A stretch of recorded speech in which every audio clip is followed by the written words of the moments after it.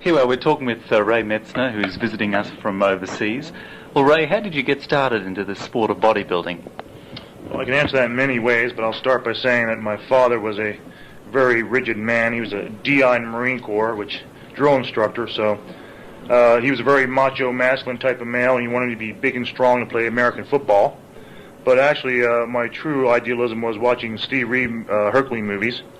It was more of an idealism of romanticism. I like the heroic image that he portrayed of saving the kingdom from the evil, and at the end taking the pretty girl. That's how I got started. And how long have you been into the sport? Obsessively for 23 years. How old are you now? 32.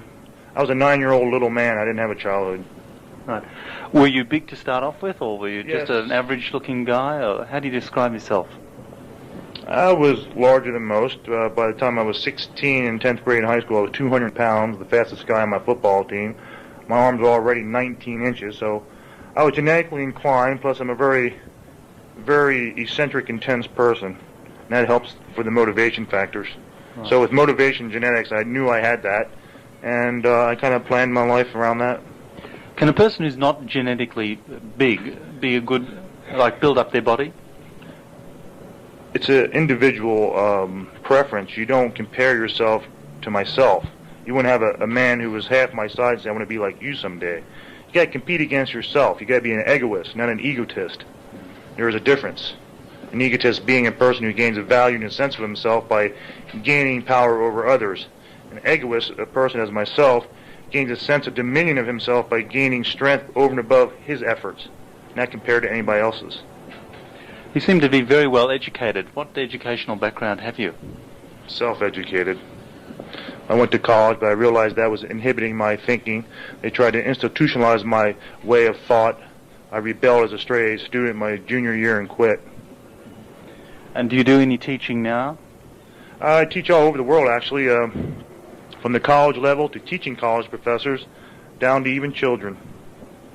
How early can one start into the sport of bodybuilding? That's a relative term. You teach a child, for example, how to use their bodies. You want to teach them functions of their bodies in relative to the motions, to what they're doing. You want to teach them how, for swimming, for example, you want to teach them how to stroke, to bring their arm over the head and pull with their latissimus dorsi muscles. You teach them biomechanics, the function of the chest, shoulders, and back in relationship to exercise or a sport. So it's all relative. You're not going to put tonnage on a bar and expect them to lift it. You want to teach them the basic elements. It's got to be elementary, my dear Watson. Right. Well, why is bodybuilding, in your opinion, a good sport? Bodybuilding as a sport isn't a good sport. It's a very illicit sport. It's a very crude sport. The idealism of it is very good, but the actuality of it's very bad. Now, bodybuilding and training are two different things now. The training part of it is growing immensely. The bodybuilding side of it is at the lowest it's ever been since 1899. It's because it's run by thieves, stealers, bilkers, people who are robbing the system, not putting anything back into it.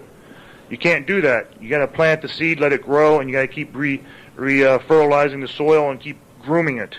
They're not doing that. They're just taking it for everything it's worth, and it's going down the tubes rapidly.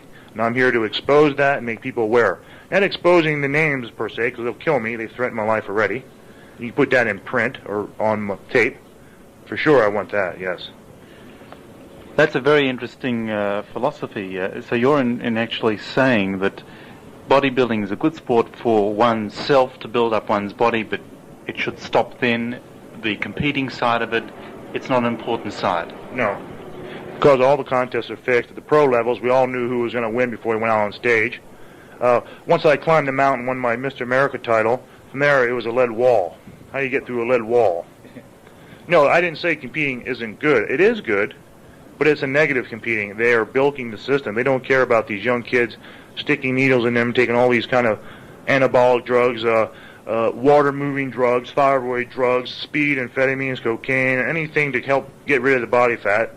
They don't care about that because there'll be some other foolish, naive, young, ignorant child to take their place.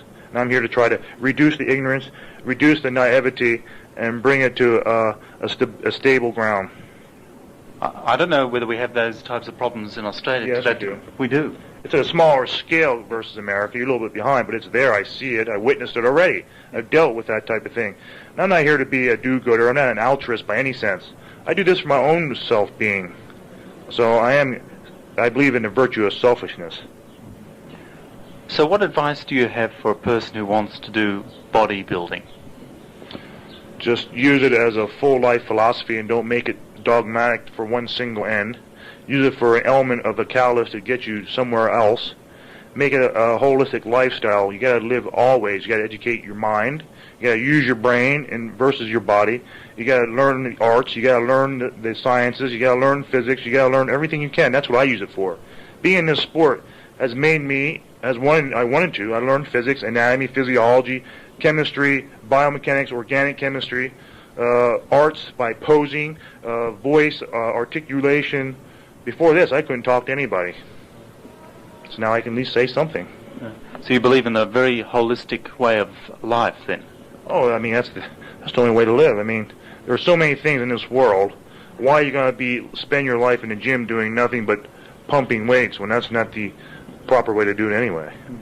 If we could just move on and let's talk a little bit about diet. What are in the holistic way of life, what are some of the things, not apart from bodybuilders, yes, that the everyday person yes, we should be, that we should be eating? Right. Everything I say is dealt to the individual anyway, bodybuilder or non-bodybuilder. But everything you do in your life you have to find a base to where it starts. For diet, for example, you have to find what I call a maintenance calorie level, a base level of calories it takes to maintain your mass, your weight. To do that, it's very simple. You weigh yourself every day for 5 days as you count your calories. You got to count those calories. And if your weight stays 2 to 4 pounds or up or down, that'll be your base calorie level, your maintenance calorie level. So for the average female, let's use statistics, for example. The midpoint would be 2,000 calories. From there, to gain or lose, you got to learn how to fluctuate the calorie range, along with exercise, aerobics, and anaerobic training. It's very simple. What does Ray do apart from bodybuilding for some interests and hobbies when you're back at Southern California? Try to use my brain to keep all the distorted, weird, perverted, decadent souls away from me. I like to ride my bike on the beach. We have a bicycle path, and that's where I do a lot of my thinking, because it's empty. I like to collect antiques. I have antique pianos and wooden tables and things of that nature. I kind of like little tidbits of that. I like theater arts, music, like classical symphonies type things, plays. I just like views. I like scenery. To me, I create my own pictures and paint my own. I take courses outside of my life. I take memory courses, philosophy classes. I pay people for those services. I don't go to school. I find the best I can at that. And I just keep integrating those factors and developing into a stronger, more stable individual. Ray, there seems to be this notion that bodybuilders are the ultimate in health-conscious people as far as their diet is concerned. Now, what do you think of this? Quite the contrary. Bodybuilders, when they're training for competition, are probably the unhealthiest sorts around on stage. It's the contest of the unhealthiest. They are not health conscious. They're by no means health conscious. All they want is the end result. Whatever that takes to get, they will do so. So they eat anything but everything. They eat all the junk, drink all the alcohol, take all the drugs you can think of. The ones that I know. You do have your rare few that are health conscious, like myself. I do things in moderation if I do anything. But I like to watch a balanced diet. I like to make sure I get all the basic food groups and I don't lack my nutrients. But bodybuilders as a whole are a very unhealthy lot. So then you're talking about having a balanced diet. What should we be eating as a balanced food diet? You should, throughout the week, try to get your basic food groups. The health books say there are 4, I say there are 5. You got fruits and veggies, you got your basic grains and legumes, you got your fishes and poultries, you got your dairies and eggs, and you got your beef and porks. That's 5. Now, I'm not emphasizing beef and pork that much, but moderation on those elements. But you got to have them all for a balanced diet. Doing that will assure you all your nutrients, and you won't go on binges. So if you follow your calorie range and you just deduct your calories out of your ranges of food, you won't deplete yourself of other important nutrients, so you won't go on binges. You won't get fat. What do you think of vitamin supplementation? They're highly overplayed. That's through commercialism to the layman who is ignorant to and being naive again to what the health people are doing. It's a very It's a very dangerous thing to overdose on vitamins. It's a drug in itself. Putting a thing in a pill form is a drug form. Too much D, for example, can cause respiratory and cardiac arrest, for example. Too much A can cause your bones to become too brittle. Too much vitamin C can cause your teeth to deteriorate. You can overdo anything.